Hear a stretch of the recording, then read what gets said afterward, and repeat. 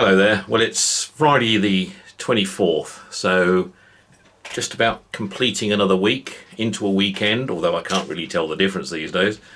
Sun is shining, Rich is at work today, and Mikey is upstairs on his laptop, and Roxy, I think, is still having a snooze.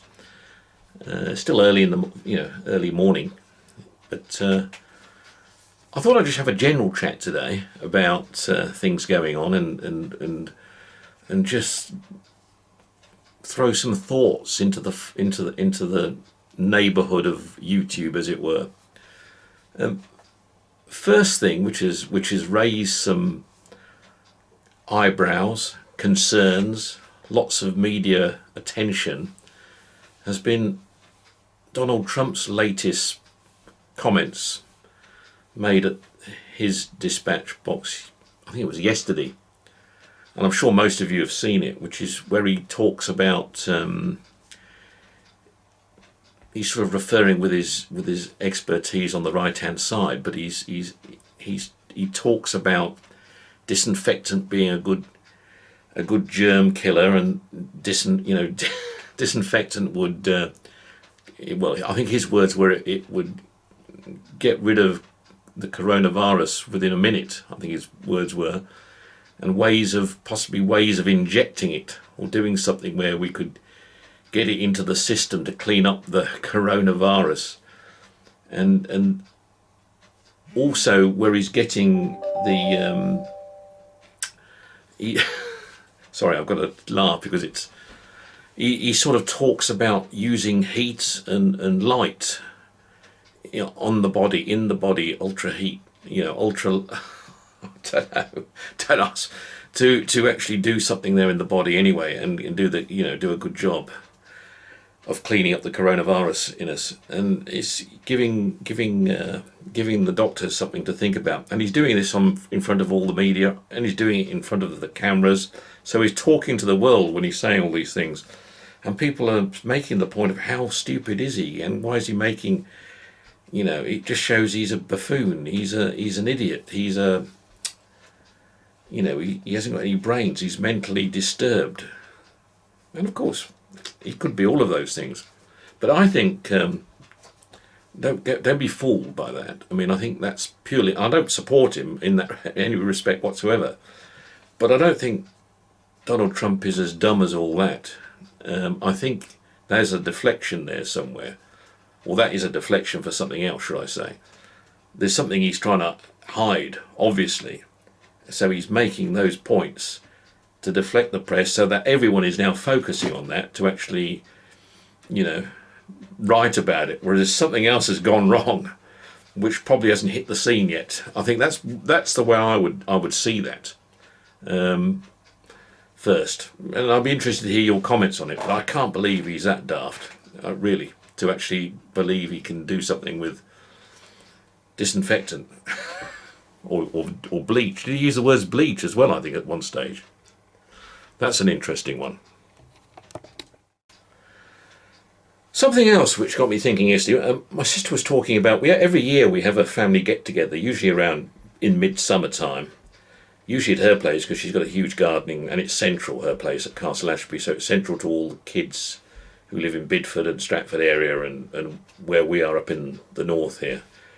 And we all sort of make for her place, where we have usually a barbecue and a get together where we get everybody, all the family all of us under one roof. My two sisters, myself, and all the kids, grandkids, everybody. And she was saying, I hope it will happen this year. And I said, well, I don't think it will. I'll be very surprised if we've got that amount of freedom come August. And it actually got me thinking really about Christmas 2020 as well. Will Christmas 2020 be a normal type of Christmas? And I'm saying, no, it won't. In fact, forget about 2020 Christmas, even consider 2021 Christmas. Will it be a normal type of Christmas? When I say normal, the type of Christmas we've had in the past, in terms of how things build up in the stores, the shops, the shopping centres, the Christmas parties, the company get-togethers, all the stuff that goes with it. No, I don't think it will be the same. I think there's got to be a rethinking of how we get into a mode of entertainment. And I know, look, the UK, as are in other countries as well, it's a lot of it is about entertaining and eating out, and restaurants, pubs. It's part of our culture, as it is in Italy and in France, in slightly different ways, but the same type of thing. I think we've got a long way to go before we get to that stage, unless we get revolutionary type change in finding a great antidote that's going to knock this COVID-19 for six,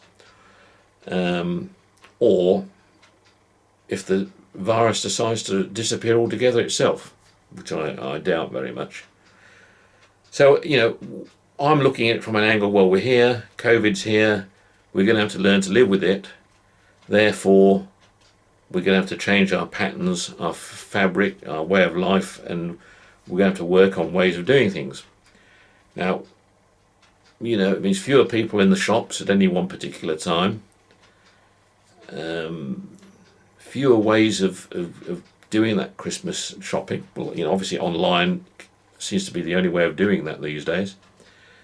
And, restaurants, some restaurants I think will be able to structure themselves to keep that distance to a large extent.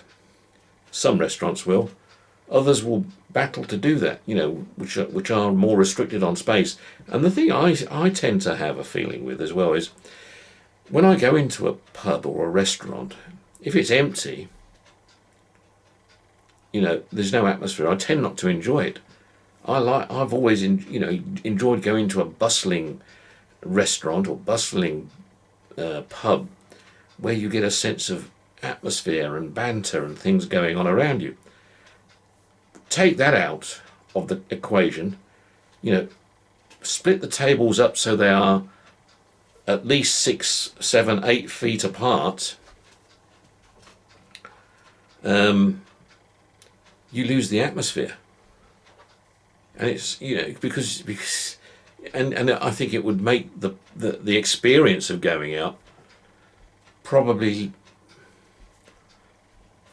less of something that one would want to do, my view.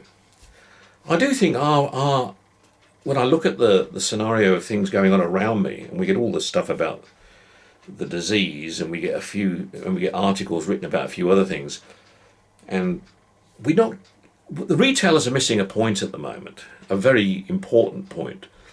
What they aren't doing is trying to satisfy the needs as they are now. For example, where's all the great laptop offers? Where's all the great software offers for people that are having to sit at home now? So where's the offers that are coming on stream that could be looking at how people can communicate better with each other online? So come on, you guys that are in the electronics game, where's all these gizmos that you can get people excited about? Where's the offers? Where's the packages in this area that can make it more exciting? Link it up, make it happen. And I would say the same goes for things in the fashion industry. What can be done now to be enticing people to purchase online? Where are they? Where are these things? I mean, I know we've been talking about masks as an example.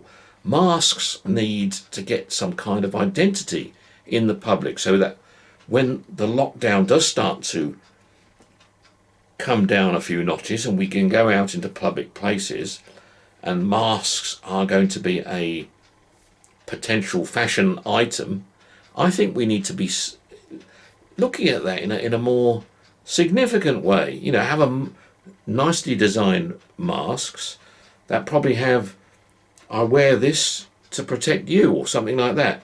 Put that out there. For every mask sold, a proportion of it goes to a charity, should I say. Where's the ideas, guys? Where's all the entrepreneurial flair? in making things happen. I'm not talking about the rip-off agents. I'm talking about the genuine good retail opportunities that are out there to help guide the consumer into this new world that we're going to be all in the future. That is very important. I think it's at the moment it's lacking. I understand why. Possibly it's because we don't know where we go. But I think we all have a good idea now. I think from day one I felt that this is going to be a long haul. I've always said it on my videos, and it is. It is for sure. So, I think that's got to be an issue here that we've got to discuss. I heard on the media today that the retail generally is trading 5% down on last year, which is understandable. Food is obviously well up. Clothing is well down. Electronics, electronics shouldn't be well down, in my opinion. In fact, anything but. And alcohol is up, which is also a worry. People are obviously drinking more at home than what they used to because they're not drinking it out. But what we're going to get that balance right. That's critical. There are things that can be promoted and done at home. Let's look at the new gizmos in electronic health equipment, health machines, stuff that can be used at home, equipment that can be used at home, things that can make life easier for today's consumer in this new market we're talking about. Where are you guys? Where's all your retail entrepreneurs? It's obviously they're not. In my day, when I was in retailing, that's where it all was coming from. Retail was leading the race. It just doesn't seem to be doing it these days. Something else, and I sent an article out to a few friends and colleagues. Again, I got from my sister. I won't mention the author, but basically the article was criticising the media, particularly the press, but also the likes of the BBC in the electronic media as well. And they were, in terms of the type of witnessing the type of questioning that goes on every day, particularly at these government briefings about where's the PPE, what about the testing, why have you said you're going to get 100,000 tests a day and you're not, and all this negative standing on the government. The government have set themselves targets to get to a certain place by a certain time, and the media are just challenge to bring it down. Now the media argue, yeah, but we have to hold the government to task. But this is a different scenario to an election campaign or an everyday occurrence. This is about lives. This is about winning against a virus. And it makes a very good point, this article. It says, if we had the media today, back in the 1930s and 40s, or before that, Churchill would have been fired before he even got started in his first year. He would have been fired because the media wouldn't have criticised every decision he took. Because obviously, when you're fighting in a new environment like this, mistakes will get made. Anybody and everybody would make mistakes if they're in the position the government's in.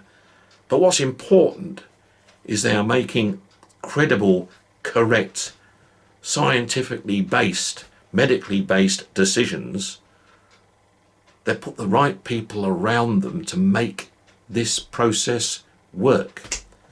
And the media are coming in with stupid, repetitive questions that, I just put it, if that was during the Second World War, when Churchill was having to make some tough decisions, sometimes they were good decisions, sometimes they were bad decisions, we would have lost the war.